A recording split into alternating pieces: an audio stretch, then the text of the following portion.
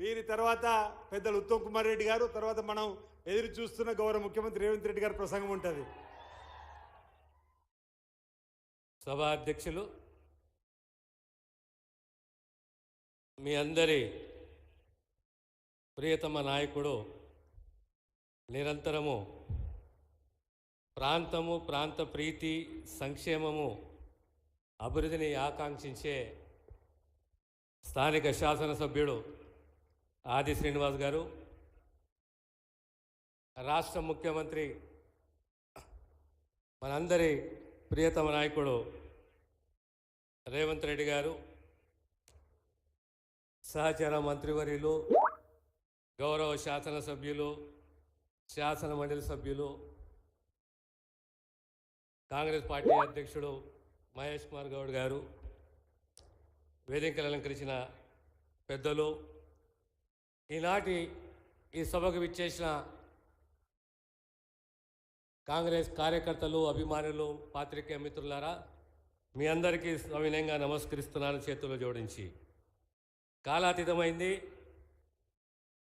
అందరము మాట్లాడినాం, కానీ మీ అందరూ వేచి చూసేది రాష్ట్ర ముఖ్యమంత్రి మన ప్రియతమ నాయకుడు రేవంత్ రెడ్డి గారి యొక్క సందేశాన్ని. ఎక్కువ సమయం తీసుకోకుండా 2-3 ముచ్చట్లే చెప్తాను మీకు.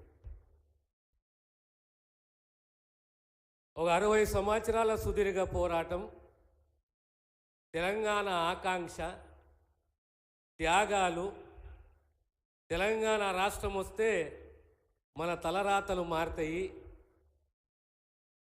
పోరాటం చేసి మన పోరాటాన్ని కాంగ్రెస్ పార్టీ సోనియమ్మ గుర్తించి మనకు తెలంగాణ రాష్ట్రం ఇస్తే, ప్రజాస్వామ్యాన్ని నమ్మి మనము ఓటేసి గెలిపిస్తే ఓ 9.5 సంవత్సరాలు మనం నిరంకుశ పాలన చూసినాం.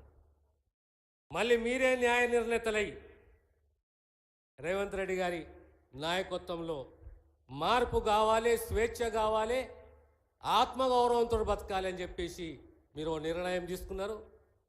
ఆనాడు కాంగ్రెస్ పార్టీ ఇచ్చిన వాగ్దానాలు ప్రతి ఒక్కటి నిలబెట్టుకుంటూ రాబోయే కాలంలో కూడా, ప్రత్యేకంగా ఈరోజు వైద్య శాఖ మంత్రిగా బాధ్యతలు తీసుకొని ప్రధానంగా ఈరోజు ఓ శంకుస్థాపన చేసినాము. 170 కోట్ల రూపాయలతోటి వైద్య కళాశాల సిరిసిల్లాలో.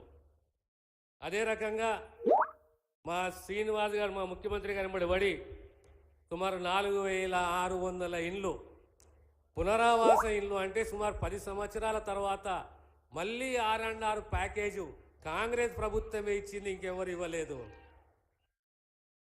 ఆనాడు కాళేశ్వరం కింద ఉన్న భూసేకరణకు సంబంధించి ప్రజాస్వామ్య ఉద్యమంలో, ప్రజల ఉద్యమంలో కాంగ్రెస్ పార్టీ తోడుగా ఉండి ఈ నిరంకుశ పాలనకు, భూసేకరణ ఏ రకంగా అణచివేసే ప్రయత్నం చేసిందో దానికి వ్యతిరేకంగా సుమారు 1600-2000 మంది రైతులు న్యాయ పోరాటము, ప్రజాస్వామ్య పద్ధతిలో పోరాటము, శాంతియుతంగా పోరాటం చేసి ప్రభుత్వానికి గుణపాఠం నేర్పించింది.